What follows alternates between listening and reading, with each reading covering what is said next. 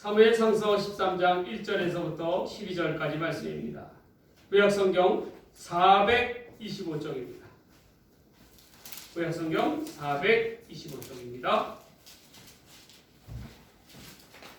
사무엘상 13장 1절에서부터 12절까지 말씀입니다.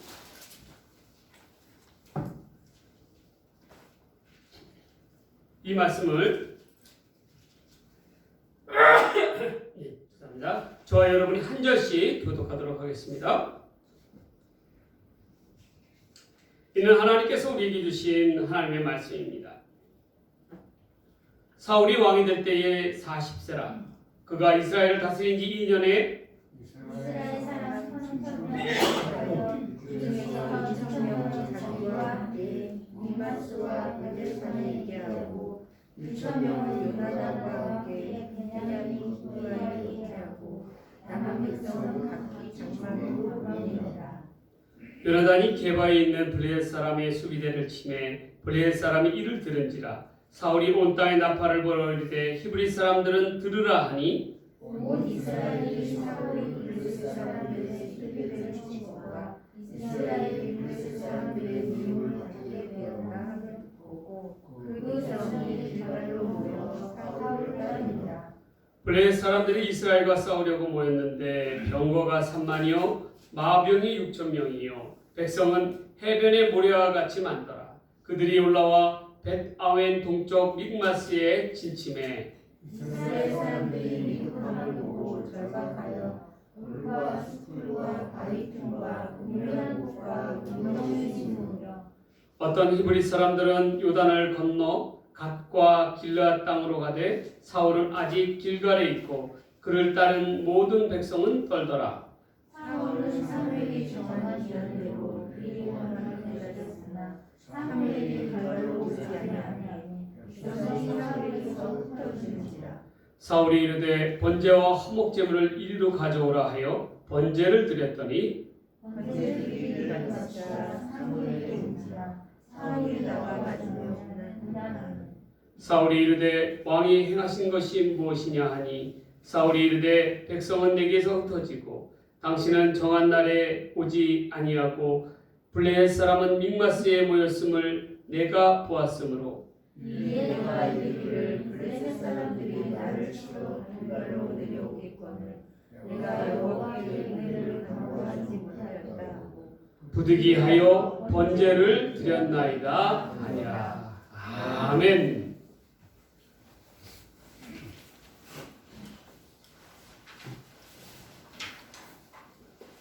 인생을 살다 보면 때로는 큰 어려움에 우리가 봉착할 때가 있습니다.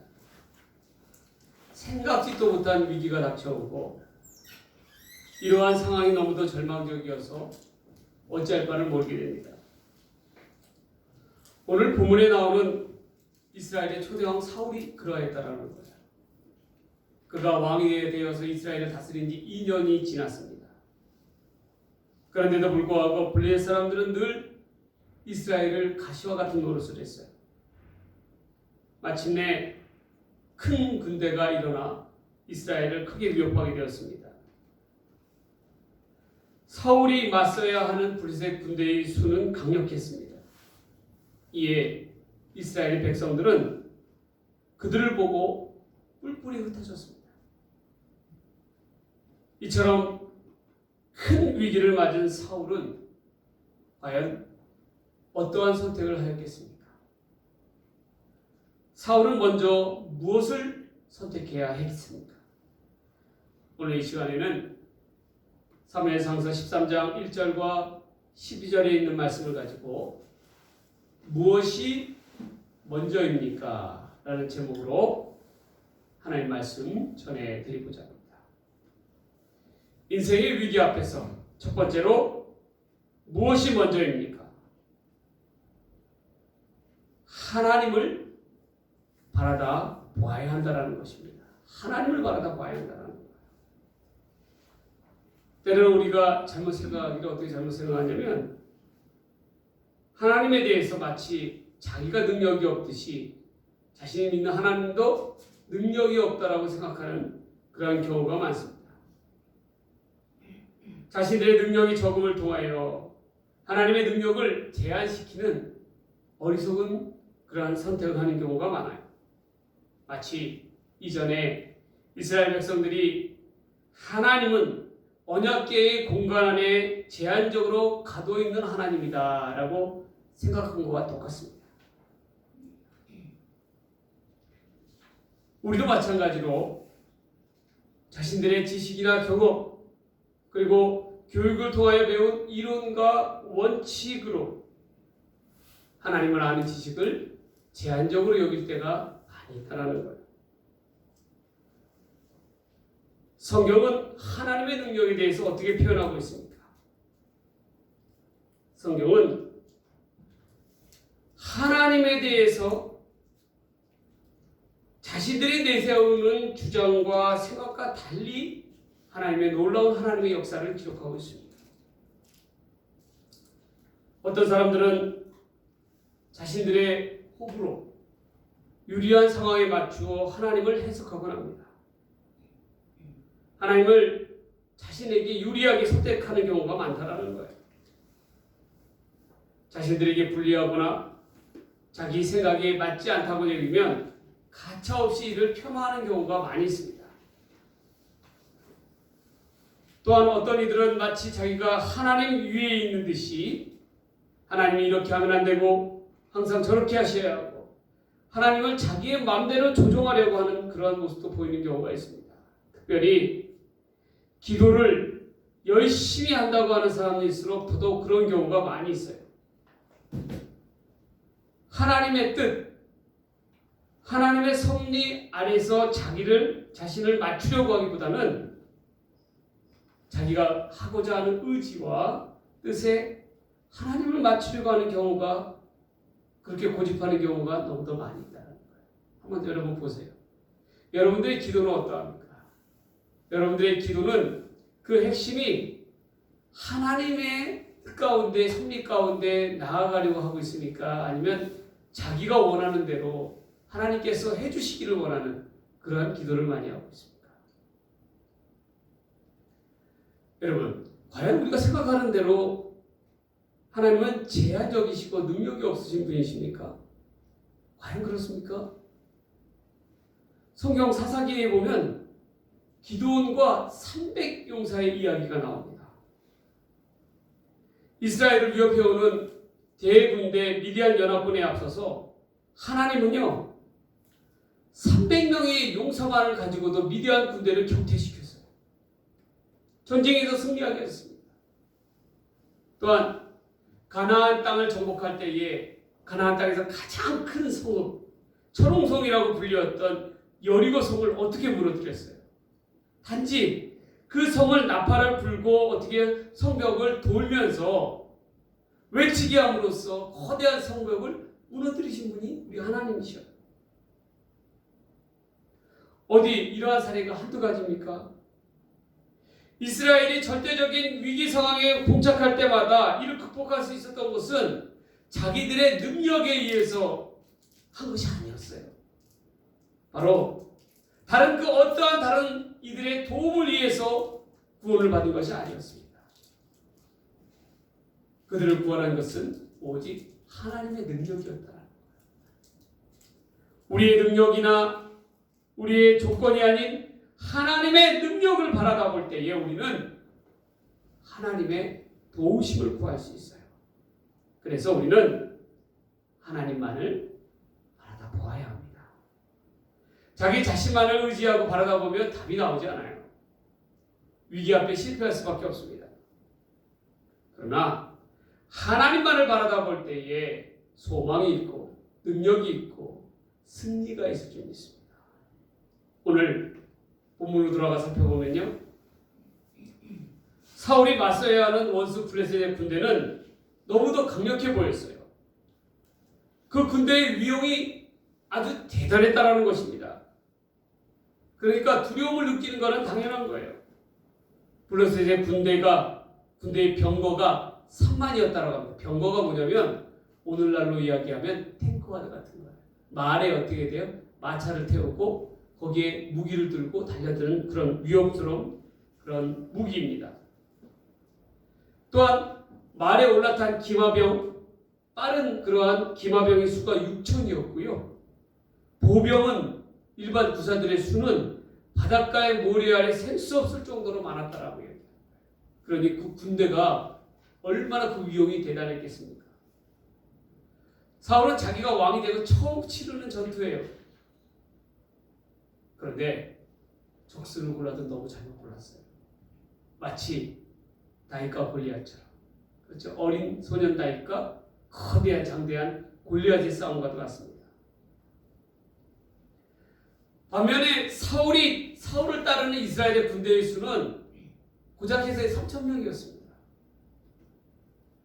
그나마 그 있던 이스라엘의 군사들은요, 블레셋 군사들의 위용을 보고 두려워서 싸워보기도 전에 어떤 이는 굴에 숨기도 하고 숲을 바위 틈에 숨기도 하고 웅덩이에 숨기도 하였습니다. 또한 어떤 이는 이마저 두려워서 요단강을 헤엄쳐서 동쪽편으로 도망을 쳤어요. 주력명을 쳤다라는 것입니다. 그럼에도 불구하고 사울은 그래도 끝까지 왕의 자리를 지켰어요. 책임감을 가지고 자기 진영인 길갈에 남아 있었습니다. 여러분, 사울에게 닥친 이 급박한 상황 가운데서 사울이 무엇을 해야 했습니까? 그는 위기의 상황에서 안 된다 여길수록 하나님을 바라보아야 해요. 하나님을 의지하였다라는 것입니다. 자신을 통하여 하나님이 이루실 큰 일을 목도해야 하는 그러한 상황이었어요. 그런데 왜들 그렇게 다들 두려워하고 있습니까? 백성들도 두려워하고 사울 또한 두려워했다라는 거예요. 왜냐하면 그들의 눈이 현실의 상황에 매여 있기 때문에 그랬습니다. 현실의 상황, 현실의 벽 앞에 그들의 눈이 고정되어 있기 까닭에 어떻게 해요? 하나님을 바라다 보지 못하고 있기 때문에.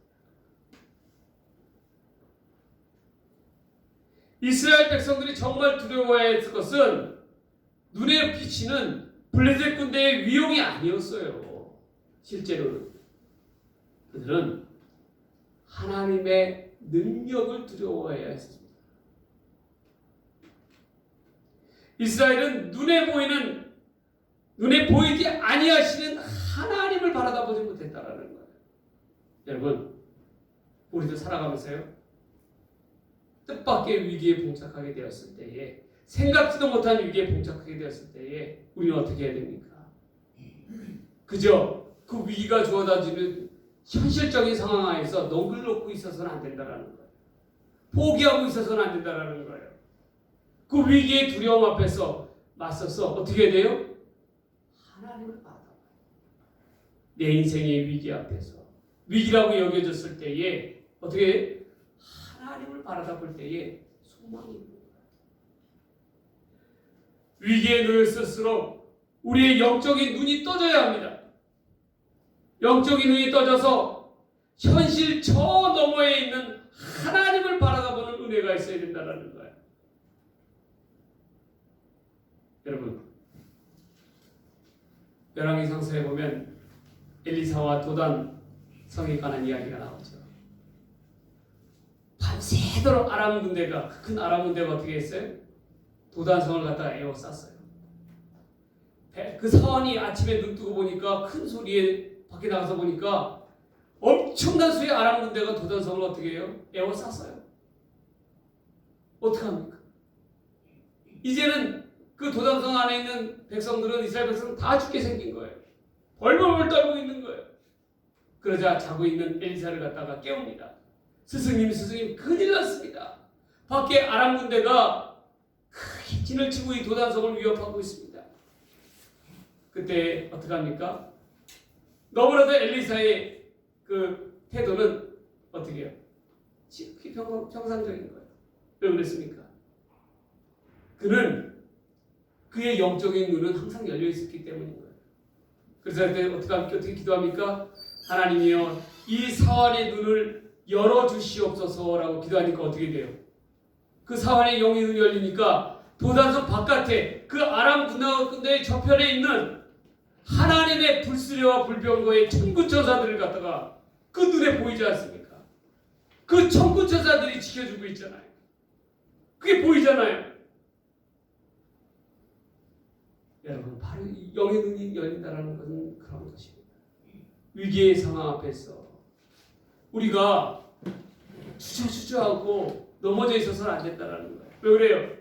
그 위기의 건너편에 있는 우리가 하나님을 바라봤을 때 하나님께서는 불수레와 불병거로 막아주시고 지켜주시는 귀한 은혜가 있다. 그런데 영의 눈이 뜨이지 않으면 바로 눈앞에 보이는 거예요. 그 수많은 아람 군대 밖에 보이지가 않는다라는 거예요. 그러한 까닭에 우리는 위기 앞에서 하나님을 바라다보지 못하면 상황에 휘둘릴 수밖에 없어요. 이리저리 좌지우지되면서 휘둘릴 수밖에 없습니다. 그러나 우리는 바라다 보아야 합니다. 하나님의 능력을 의지하고 나아가면 두려움을 이겨낼 수가 있는 거예요. 그리고 우리를 위하여 구원해 주시고 준비하여 주시는 하나님의 도우심을 받을 수가 있는 것입니다. 여러분, 중요한 것은 무엇인지 아십니까? 첫 번째로 영적인 위기를 위기라고 직시할 수 있는 눈이 열려야 됩니다. 위기를 위기로 깨닫지 못하면 아무런 의미가 없는 거예요. 두 번째로 어떻게 해요? 위기 상황일지라도 어떻게 돼요? 위기 저 건너편에 있는 눈앞에 있는 위기 상황이 현실의 벽 앞에 주저하고 좌절하고 절망하고 넘어질 것이 아니라 어떻게 해야 돼요? 현실의 이 벽 앞에 넘어서 있는 하나님의 능력을 바라다 보면 어떻게 됩니까? 우리는 이 위기를 능히 감당할 수 있는 힘이 생깁니다. 사울은 두려움에 앞서서 현실의 상황의 벽에 블레셋 군대라고 하는 현실의 상황에 앞서서 어떻게 돼요? 하나님을 바라다고 왔습니다. 하나님의 도우심을 바라다고 왔어요. 위기 앞에 하나님의 능력을 의지하고 하나님의 도우심을 얻기 위해 먼저 무릎 꿇고 하나님 앞에 기도해야 했다는 것입니다. 오직 하나님을 바라다보며 기도하는 자 결코 낙심하지 않습니다. 여러분, 그걸 기억하세요. 우리가 인생의 위기라고 여겨졌을 때 어떻게 됩니까? 하나님을 바라다보며 하나님의 도우심만을 구하는 저와 여러분들이 되시기를 주의 이름으로 간절히 소망합니다. 소망합니다. 두 번째로 무엇이 먼저입니까? 우리가 인생의 위기 앞에서 무엇이 먼저입니까? 잠잠히 기다려야 한다는 것입니다. 잠잠히 기다려야 한다. 여러분, 하나님의 사람 요셉 하면 뭐가 떠오르세요? 저는요,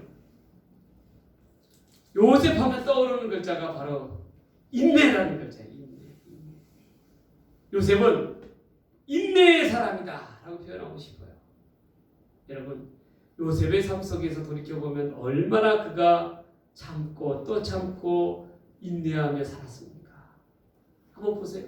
형제들에게 배신당하고 보디발 장군 집에서 억울한 누명을 쓰여서 감옥에 gat히고 칠흑 같은 감옥에서 그 긴 시간을 얼마나 울며 불며 하나님의 때를 기다려야 했습니까?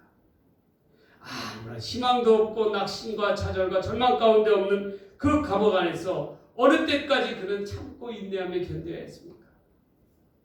그런데 요셉은요, 하나님의 약속의 때가 이루어질 때까지 조급해하지 않았다는 거예요. 그리고 참고 또 참고 인내하고 또 인내했다는 것입니다.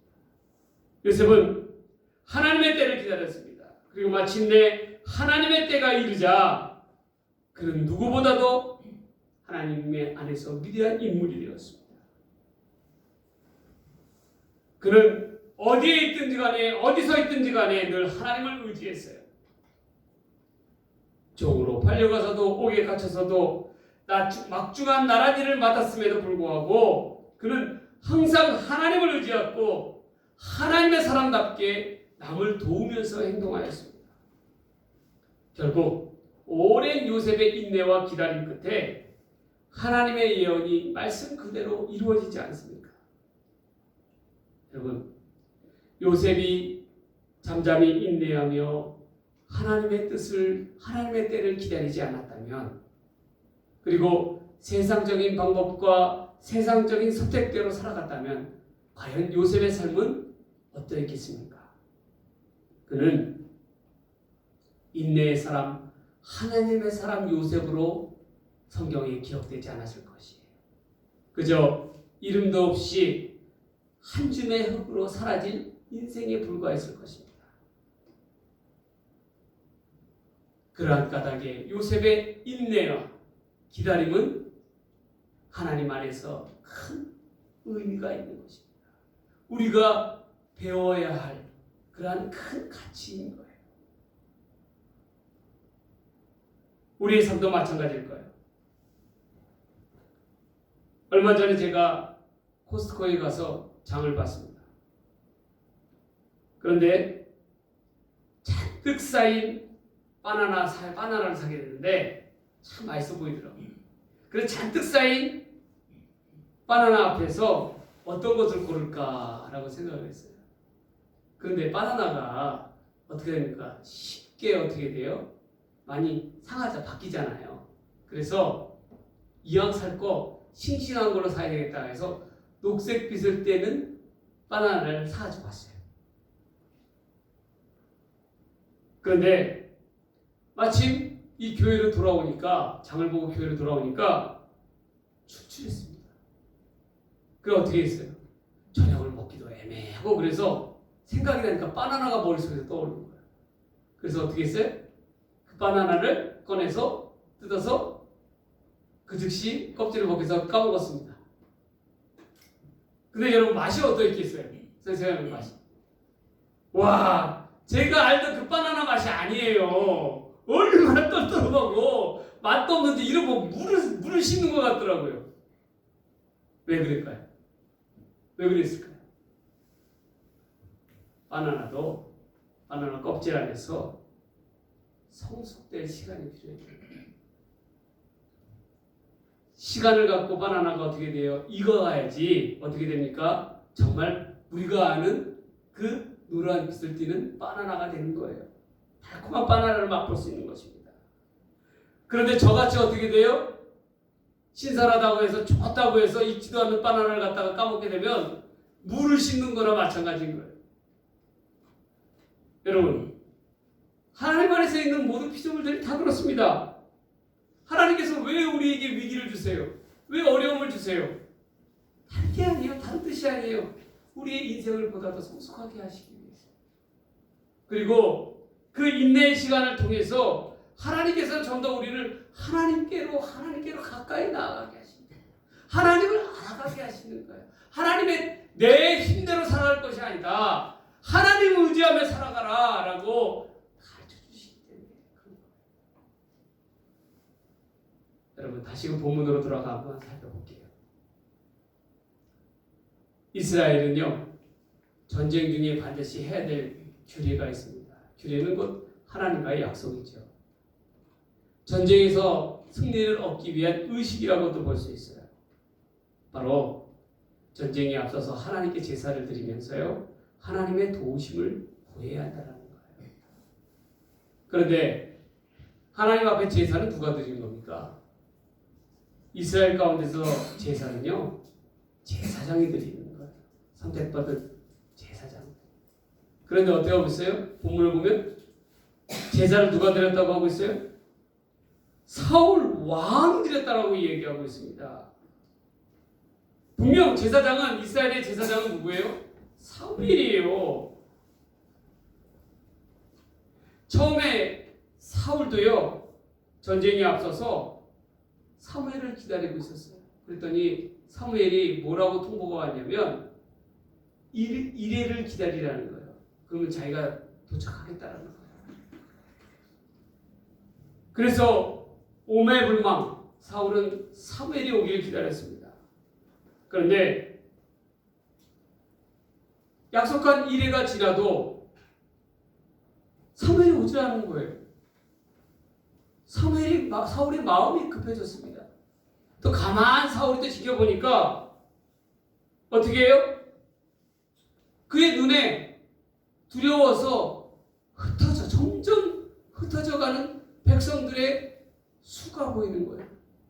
백성들이 이스라엘 진영 안에서 슬슬 도망치기 시작합니다. 그러자 어떻게 됐어요? 성급한 마음에 사울은 어떻게 했습니까? 이 사무엘을 기다리지 아니하고 스스로 자기 손으로 어떻게 해요? 하나님 앞에 번제를 드렸다는 것입니다. 번제는 누가 드려야 되는 거예요? 사무엘이 드려야 되는 거예요. 그것이 하나님께서 정하신 법칙입니다.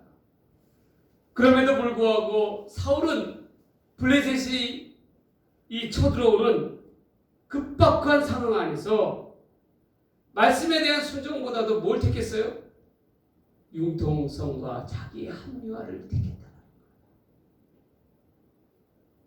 사울에게 있어서는 무엇이 문제였습니까? 하나님의 말씀에 대한 순종보다는 자신의 의지, 자기의 생각이 먼저였다는 것입니다. 되돌아보면 사울은요, 아무리 궁지에 몰렸다 할지라도 하나님의 말씀을 먼저 택해야 했다는 것이에요. 그게 이스라엘이 전쟁에서 이기는 비결이었습니다. 전쟁은 하나님께 속하는 거예요. 그러한 까닭에 하나님의 방법대로 나아갈 때 승리가 주어지는 것이 자기의 의지대로 하면 절대로 어떻게 돼요? 이길 수가 없는 거예요. 사울은 인내하며 참고 기다리지 못했습니다. 그리고 하나님의 방법보다도 자기의 생각, 자신의 방법, 자기의 의지대로 행하는 불순종을 택했다는 것입니다. 결국 이러한 잘못된 결정을 시작으로 해서 사울은 계속적으로 하나님의 뜻을 저버리고 하나님을 실망시키는 그러한 실패자의 길로 나아가게 되었습니다.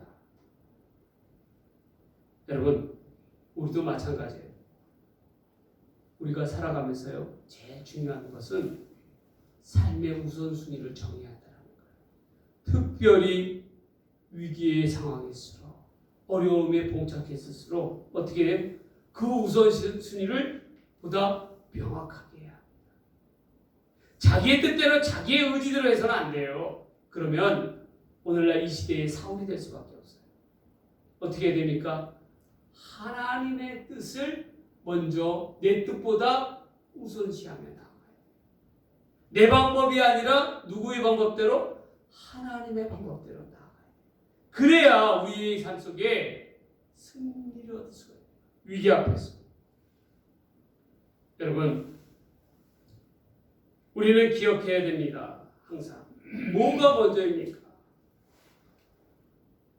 내 삶 속에서 하나님의 때, 하나님의 약속, 하나님의 섭리가 그대로 이루어질 때까지 참고 인내하며 기다리는 사람이 어떻게 해요? 결국 승리하는 거예요.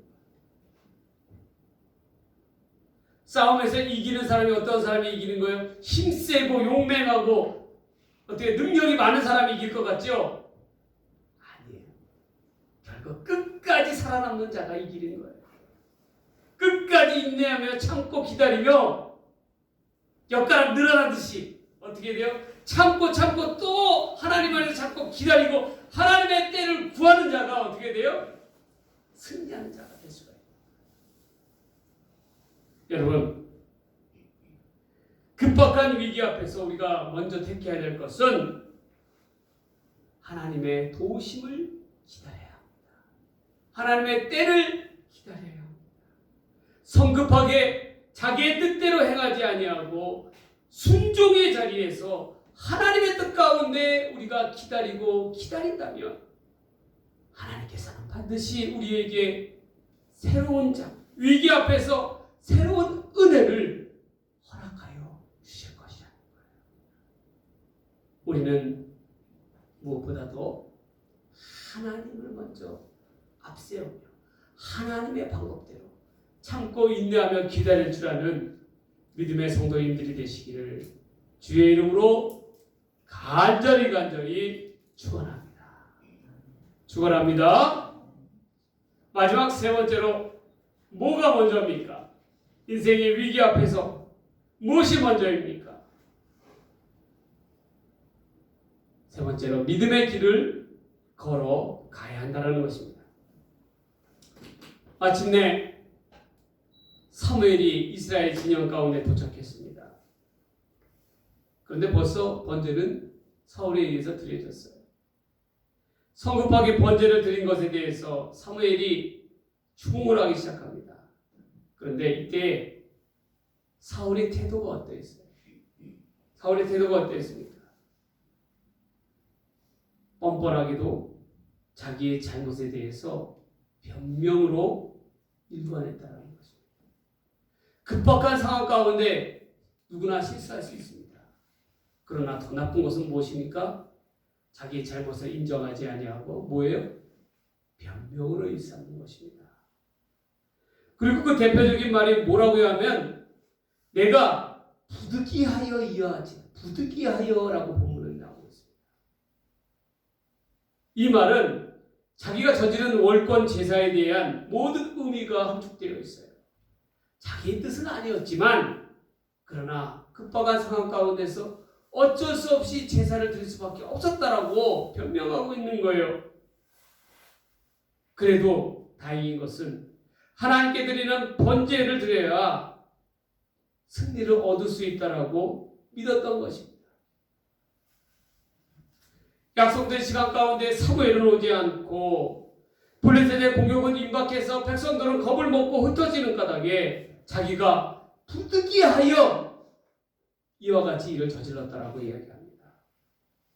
이 말에는 제 시간에 오지 않는 사무엘에 대한 원망도 섞여 있는 거예요. 사울은 이처럼 자기가 부득이하여 할 수밖에 없었던 상황에 대해서 변명하고 있습니다. 이것은 곧 자기 합리화의 구실입니다. 자기가 행한 죄에 대해서 면죄부를 주는 것과 마찬가지예요.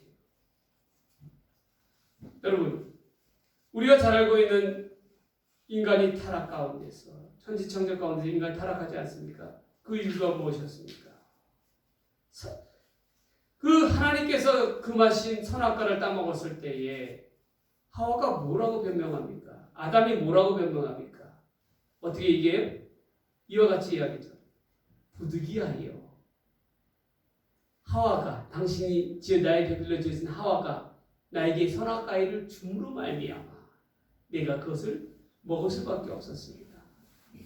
하와는 또 뭐라고 이야기해요? 내가 부득이하여 어떻게 해요? 하나님께서 지으신 창조물인 뱀이 나를 유혹하여 꼬심으로 말미암아 선악과를 먹게 되었습니다. 여러분 한번 생각해 보세요. 선악과는 누가 먹었어요?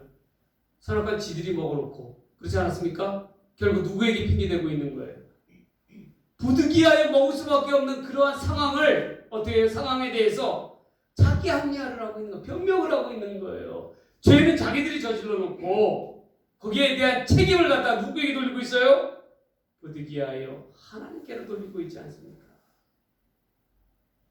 사울이 지금 똑같다라는 거예요. 사울의 태도가 죄는 자기가 저질러 놓고 부득이하여 자기가 어쩔 수 없는 상황에서 죄를 지을 수밖에 없었다라고 변명하고 있는 겁니다. 여러분, 뭐가 먼저입니까? 급박한 상황 가운데서 옳고 그름을 따지는 게 먼저가 아니에요. 하나님의 절대적인 하나님의 약속과 명령이 먼저인 거예요. 하나님께서 하지 말라면 하지 말았어야죠. 하나님이 지키라 했으면 지켰어야죠. 그런데 어떻게 했어요? 자기 마음대로 행했다라는 거예요. 사울은 하나님의 능력을 의지하기보다는 현실적인 대안을 택했다라는 거예요. 사울은요, 하나님 앞에서 하나님에 대한 믿음을 지키는 데에 실패하였습니다. 믿는 이들에게 있어서 위기는 기회라고 합니다. 왜 기회라고 여깁니까? 바로 위기의 순간이야말로 믿음의 진가가 나타나기 때문에 그런 거예요. 사울은 자신의 불안한 그 상황 가운데서, 급박한 상황 가운데서 믿음의 길을 택하지 아니하고 순종의 자리가 아닌 불순종의 자리, 융통성의 자리, 자기 합리화의 자리 가운데로 택하였다는 것입니다. 사울은 정말 자기가 붙들어야 될 것을 놓쳤어요. 그것은 무엇입니까? 전쟁에서 승리하는 것이 아닙니다. 그보다도 더 중요한 것이 있었어요. 그것은 바로 자기를 왕으로 세워주신 하나님을 택해야겠다는 것입니다. 믿음으로 하나님께로 나아가야 됐다는 것이었어요. 그런데 가장 중요한 것을 놓쳐버렸습니다. 내가 이 전쟁에서 패하면 패하리라, 죽으면 죽으리라는 각오로 믿음의 결단과 순종으로 나아갔어야 됐어요. 그러면 하나님께서 반드시 이김을 허락하여 주실 것입니다. 하나님께서는 블레셋과의 전쟁을 통해서 원하시는 것은 이스라엘의 승리만을 원하지 않으셨어요. 바로 위기 앞에서 믿음의 길, 순종의 길을 더 원하셨다는 것입니다. 여러분, 우리도 마찬가지예요. 우리에게 시시각각으로 다가오는 위기의 상황 가운데서 하나님께서 우리에게 원하시는 것이 정말 무엇일까요? 하나님께서 우리에게 원하시고 기뻐하는 길이 무엇일까요? 우리에게 있어서 무엇이 정말 우선순위일까요? 무엇이 먼저일까요? 어설픈 부득이하여, 어설픈 변명이나 자기 합리화가 아니에요. 믿음의 길과 순종의 길을 따라 분명히 나아가야 된다는 것입니다. 여러분, 이제 말씀을 정리합니다. 위기 앞에서, 전쟁의 상황 앞에서 가장 중요한 것은 무엇이었습니까? 무엇이 먼저였습니까? 마음을 지켜나가야 되는 것입니다. 특히 하나님 앞에서 마음이 무너지면 모든 것이 무너지는 것입니다. 사울은 블레셋 군대의 커다란 위험 앞에서 그의 마음이 무너졌습니다. 그리고 급박한 마음에 잘못된 방법으로, 자기만의 방법으로 하나님의 은혜를 구하려고 하였습니다. 그러나 더 안타까운 것은 자기가 저지른 잘못에 대해서 부득불하여 자기의 합리화의 변명으로 일관하였다는 것입니다. 하나님의 성도는 위기 앞에서 우선순위가 무엇을 우선순위로 여겨야 되는가가 제일 중요합니다. 무엇이 먼저인가를 바로 깨닫는 것이 너무나도 중요하다는 거예요. 여러분, 우리의 인생의 위기 앞에서 무엇이 먼저입니까? 하나님을 바라보는 것이 먼저입니다. 잠잠히 하나님 뜻 가운데 인내하며 기다리는 것이 먼저입니다. 그리고 죽으면 죽으리라고 하는 믿음의 길을 결단하며 나아가는 것이 먼저입니다. 우리의 삶은 믿음의 길, 순종의 길을 먼저 생각하며 나아갈 수 있는 귀한 주의 백성들이 되시기를 주의 이름으로 간절히 축원합니다. 기도하겠습니다. 하나님 아버지, 감사합니다. 하나님, 우리는 인생의 이 위기 앞에서 현실의 벽 앞에 무너지지 아니하고 마음이 무너지지 아니하고 마음을 온전히 지켜 믿음의 길과 순종의 길을 나아갈 수 있는 귀한 믿음의 백성 되게 하여 주시옵소서. 아버지 하나님, 이 세상은 험하고 너무나도 어렵고 힘들다고들 합니다. 갈수록 어렵다라고 합니다.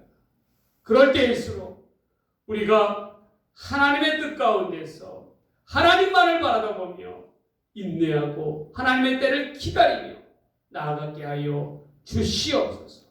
그리고 항상 죽으면 죽으리라고 하는 믿음의 각오를 가지고 하나님 앞에 온전히 있을 수 있도록 하나님이여 역사하여 주시옵소서. 이 모든 말씀 우리를 사랑하시는 우리 주님 예수님의 이름으로 간절히 기도 드리옵나이다. 아멘. 축도함으로